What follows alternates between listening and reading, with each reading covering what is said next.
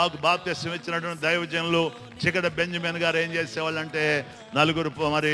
10 మంది పరిశుద్ధాత్మ చేత నింపబడినప్పుడు ఎవరైతే పరిశుద్ధాత్మ చేత నింపబడలేదో వాళ్ళని తీసుకుని వెళ్ళి వీరి మధ్యలో ఈ పరిశుద్ధాత్మ చేత నింపబడిన వారి మధ్యలో కూర్చోబెట్టి ఈ పరిశుద్ధ అగ్నిని పంపుదేవా అనే పాట 1 గంట సేపు ఉండే చొక్కాలు తడిసిపోయాయి.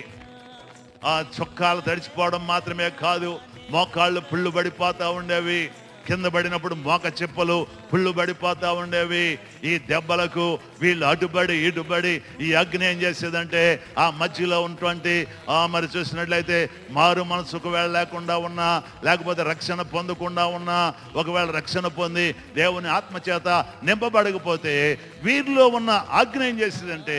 అగ్ని కణాలు వాళ్ళ మీద కూడా వెళ్ళి వాళ్ళు కూడా దేవుని యొక్క అగ్ని చేత దేవుని ఆత్మ చేత నింపబడి వారు కూడా ఉత్సాహధ్వని